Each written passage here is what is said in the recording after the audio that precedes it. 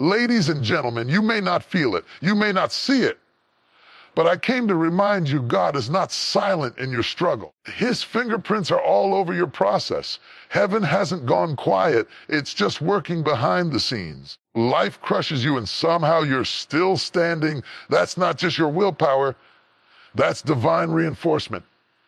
You're not as strong as you feel. Strength is borrowed. That endurance is heaven sent. You didn't survive by accident, you were carried. Sometimes God's help looks like rejection. You thought you lost an opportunity, but you gained divine redirection. He closed that door to protect you from what you couldn't see. The loss wasn't punishment, it was preparation. Something in you has shifted. You don't chase easy anymore. You chase purpose. You're uncomfortable in mediocrity. That's stirring. That discomfort, it's not frustration, it's divine agitation. God is helping you evolve, not settle. Everything you lose in this season is a setup for something greater. God isn't subtracting, He's refining. You're shedding what you no longer need so you can carry what you've been promised. Don't confuse pruning with punishment. You're being shaped, not rejected. Even when you don't feel God, He's still at work. You've been asking for clarity, and He's been giving you movement. You've been seeking signs. He's been giving you strategy. Your prayers may not shake the room, but they're moving mountains in silence. Relationships change. People walk away. But if your peace stayed when they left, that's God. Peace that doesn't make sense is proof of divine presence. God will subtract who you don't need to surround you with who He sent. Random messages, a song, a sermon, a stranger's words. It's not coincidence, it's confirmation. God speaks in repetition. When He wants your attention, He'll echo His help in whispers, nudges, and moments too divine to ignore. There are moments in life when everything feels like it's collapsing around you.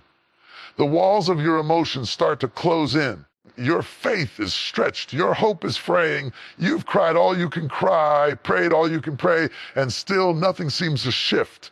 In those moments, when your human strength fails, when your intellect offers no comfort, and your strategy proves useless, something divine steps in. Strength that doesn't come from inside you, but from far beyond you, rises up and carries you. It doesn't arrive with fireworks or trumpet sounds. It doesn't announce itself. It doesn't ask for permission. It simply shows up quietly, powerfully, faithfully, and suddenly you realize, I should have broken by now, but I didn't. I should have given up, but I didn't. That's not willpower. That's not just resilience. That's God's hand holding you steady while everything around you trembles. We often expect divine help to look like a miracle that changes our circumstances. Sometimes divine help is the strength that changes us in the middle of our circumstances. It's the grace to endure the storm, not just escape it. It's the peace to sleep through the chaos, not the promise to avoid it. It's the joy that makes no sense, the endurance that can't be explained, and the will to keep walking even when the path isn't visible. You don't realize how powerful divine help is until you hit your lowest point. It's not in the mountaintop moments where faith proves itself strong. It's in the valleys, the shadows, the dry places, the silent nights. That's where help shows up. That's where heaven sends backup. Think about the times you felt too exhausted to keep going, yet you kept going. The moments when life felt heavier than your heart could carry, but somehow you found the strength to get out of bed. The seasons when the pain should have paralyzed you, but somehow you still progressed. That's not a coincidence. That's not chance. That's a divine signature. God's help is often invisible, but its impact is undeniable. You see it in the way you made it through what you thought would break you.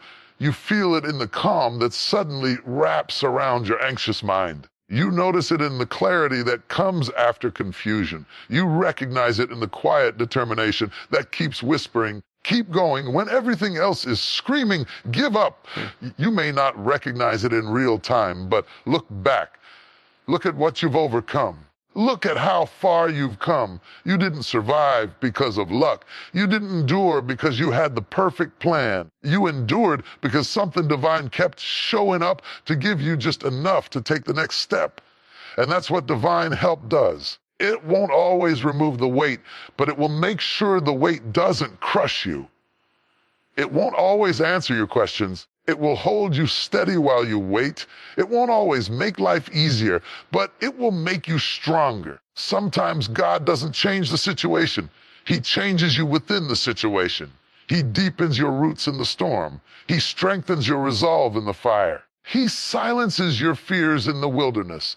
And by the time you come out, you're not just surviving.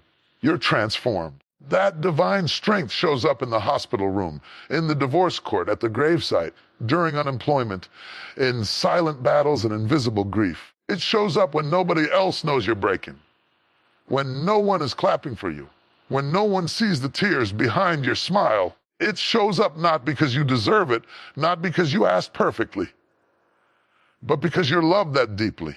Sometimes help shows up as a still voice in your spirit that reminds you you're not alone.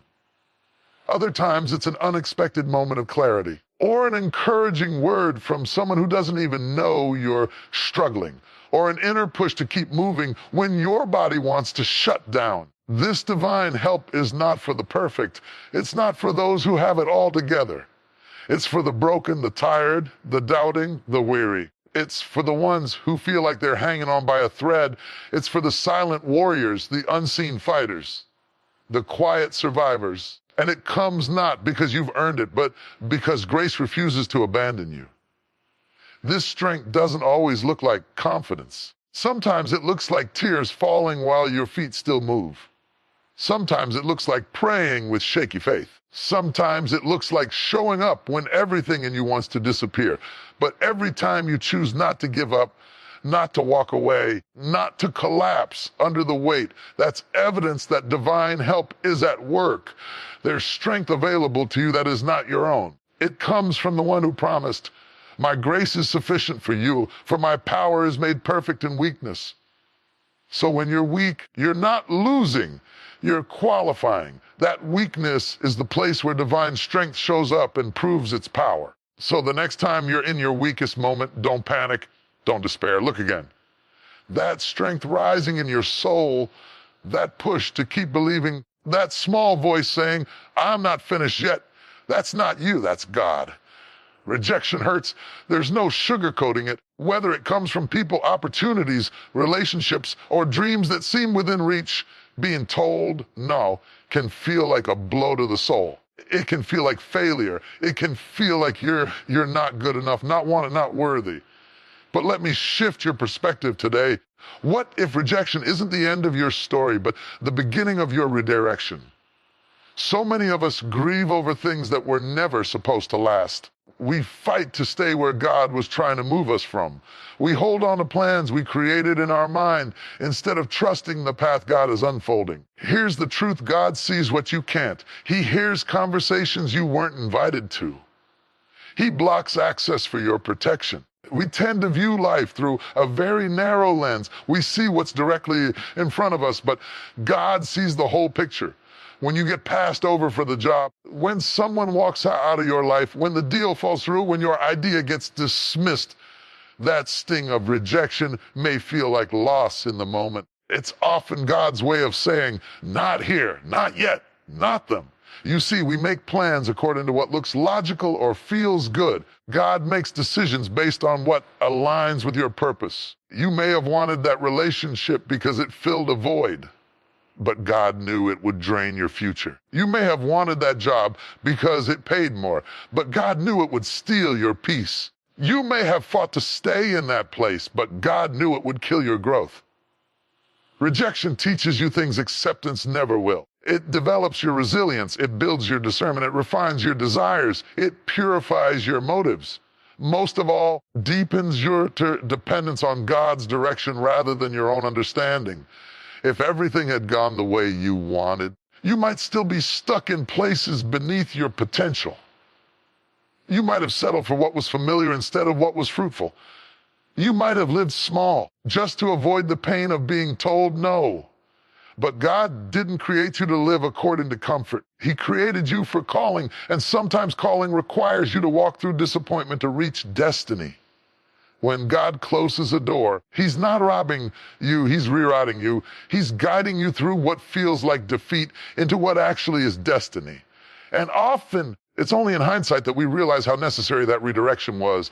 That no saved us. That silence protected us. That detour grew us. There's a bigger plan at work in your life than just your momentary emotions. God is orchestrating people, places, timing, development to bring you into alignment with the purpose He's written for your life. Think of it like this. A child may cry when their parent won't let them eat candy for dinner, but the parent sees what the child doesn't. Likewise, you may cry over that rejection, but God sees the consequences it would have brought. You may not understand it now, but later you'll say, I'm glad that didn't work out. I'm thankful I didn't get what I thought I wanted. And here's the beautiful thing about divine redirection. It always leads you somewhere better. Even if the road is longer or lonelier than you expected, you may walk through seasons where it feels like you're being delayed or overlooked. That's where trust is built. That's where identity is forged. That's where character is developed. Because before God brings you to a new level, He often strips away what can't go with you. So when rejection comes, don't internalize it. Don't let it define you. Don't let it make you bitter. Make you better. Let it purify your focus. Let it force you to dig deeper. Let it remind you that your worth is not tied to anyone's opinion or any opportunity. Your worth is established in the one who called you, chose you, is still writing your story. God is not withholding good from you. He's holding greater for you. But greater often requires pruning. It requires patience. It requires a willingness to surrender your plan for a better one. Yes, it hurts when people don't see your value, but your value doesn't decrease because someone else failed to recognize it. Their no doesn't override God's whys. Their rejection doesn't cancel your calling. Their absence doesn't remove your anointing. So keep your head up. Keep moving forward. Keep trusting. Every closed door is leading you closer to the right one. Every denial is making space for divine timing. Every season of being overlooked is setting you up to be positioned exactly where you belong. So the next time you're rejected, don't ask, what did I do wrong? Ask instead, where is God guiding me now? Because He is guiding. Even when it's quiet, even when it hurts, even when you don't understand. And when the right door opens, when the right people come, the right opportunity aligns, you'll realize that every rejection was worth it. It didn't delay your destiny, it preserved it. Now, we crave comfort, we seek stability, we pray for peace, predictability, and control. But here's a truth that challenges everything our flesh wants. Spiritual growth often begins where comfort ends. You don't grow in easy places. You grow in disruption. You grow in change. Care enough. And most often, you grow when you're uncomfortable. It's the voice of heaven whispering, care enough. You've outgrown this space.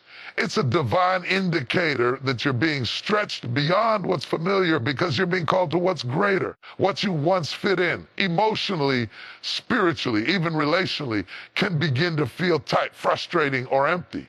That's not failure. That's formation. Care enough. Change, especially the kind you didn't ask for, often introduces discomfort. And it's in those spaces when you're not sure what's happening, care enough, when your emotions are scattered, when the ground under your feet feels shaky, that God begins doing His deepest work. Why? Because it's in discomfort that dependence on Him becomes necessary, not optional. If everything stayed the same, if nothing ever shifted, care enough. You wouldn't need faith. You just rely on familiarity. But God is too invested in your purpose to let you settle in your comfort zone. Care enough. He loves you too much to let you stay in places that don't challenge your potential. And so He disrupts what is comfortable in order to develop what is eternal. Growth is rarely a peaceful process. It's often inconvenient, awkward, confusing, care enough, even painful, but it's not without purpose. When God is growing you spiritually, He begins to stir things in you that no longer align with who you used to be. Care enough, you lose the desire to participate in old conversations. You feel disconnected from people or places that once brought comfort. Care enough, you become restless in routines that once made you feel secure. All of this is part of divine development. Think about the process of transformation. A seed must break before it grows. A caterpillar must struggle before it flies. Muscles must tear to grow stronger. Care enough. The stretching doesn't feel good, but it leads to strength. And the same is true for your spirit. God never wastes discomfort. He uses it to confront your attachments.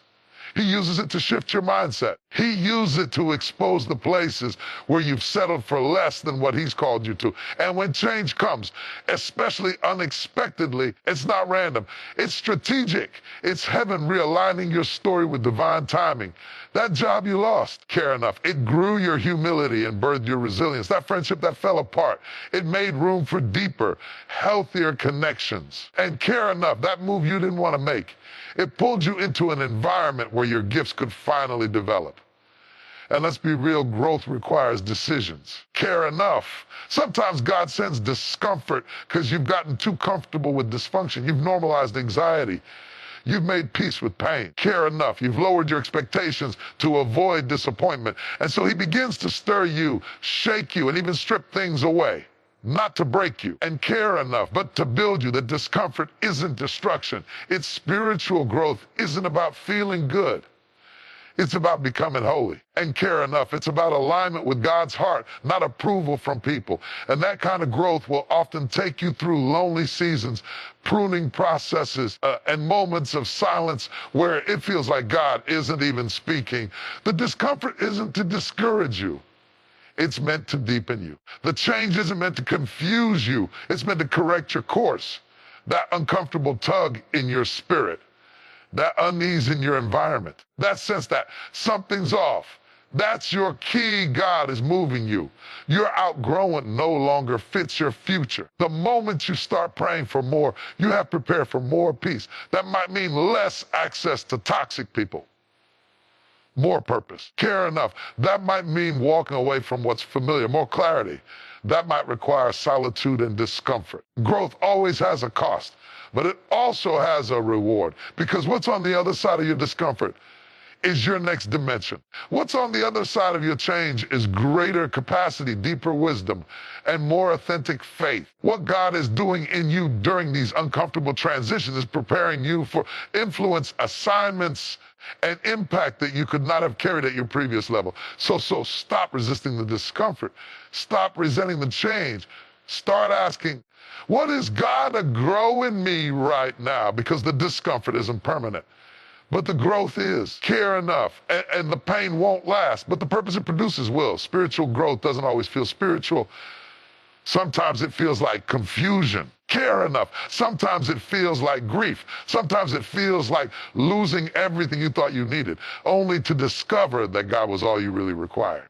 But if you stay the course, if you remain faithful through the discomfort and obedient through the change, care enough, you will not recognize the version of yourself on the other side. You'll be strong, wiser, clearer, and more deeply rooted in who God created you to be. Because every stretching, every shaking, every moment of tension was pushing you into spiritual maturity. When you experience loss, care enough, it's natural to question every people leave your life, when opportunities disappear, when resources dry up, or when dreams unravel. The immediate feeling is often punishment. You wonder, what did I do wrong? Or, why is this happening to me? But what if loss is not the result of God being mad at you? What if it's part of his process of refining you? Care enough. You see, God doesn't waste pain, and he certainly doesn't waste loss. If he allows something to be removed from your life, and care enough, it's not to leave you empty, it's to make room for something greater. It's to strip away what can't carry the weight of your next level. Care enough. That's what pruning is in the natural world. A gardener does one tree because it's dying. A gardener prunes a tree because it's living, and because it has the potential to produce more fruit. But in order to do that, dead weight, overgrowth, and tangled branches must be removed. Enough. The pruning may look painful from the outside, but it's done out of care and foresight. The gardener sees not just what the plant is, but what it can become. Sometimes, in order to prepare us for what's ahead, God starts cutting things back. Relationships that once fit comfortably now feel misaligned. Opportunities that used to feel like open doors now shut without warning. Dreams that once burned brightly begin to fade. People you leaned on disappear without explanation. And in those moments, you may feel abandoned or forgotten. But you're not. There is a difference between punishment and pruning. Punishment is the consequence of rebellion. Pruning is the consequence of purpose. God prunes not to hurt you, but to heal you, not to shame you, but to shape you, not to reject you, but to ready you. You don't prune dead trees, you prune thriving ones. If you're being pruned, it means there's something alive in you that's worth cultivating, something that's growing, something that needs more space. And God, being the master gardener, knows exactly what needs to go in order to make that possible. Pruning doesn't feel good. Loss doesn't feel holy.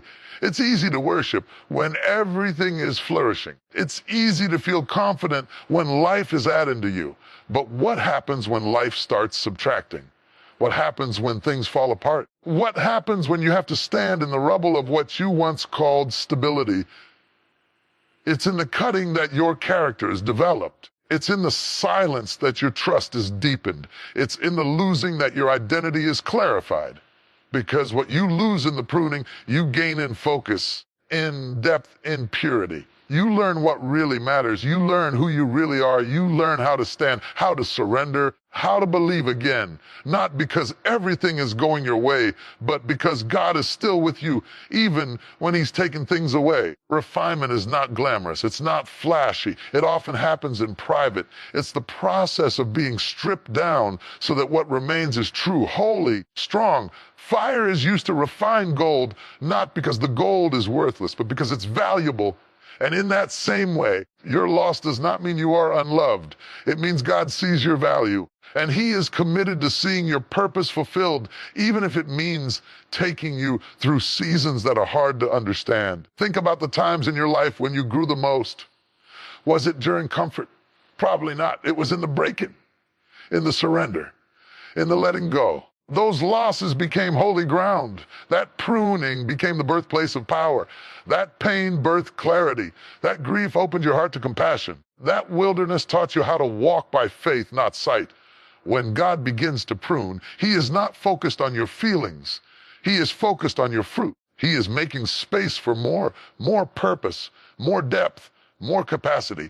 And He's not afraid to remove what you thought was essential in order to do it. There are seasons when God allows you to lose people you thought you couldn't live without, because He knows they were a crutch, not a covenant. There are seasons when He lets opportunities fall through, because He knows they would have pulled you away from your assignment. There are seasons when everything seems to be falling apart, because He's building something in you that couldn't be built any other way. You are being refined into someone who doesn't just talk about faith, but lives it.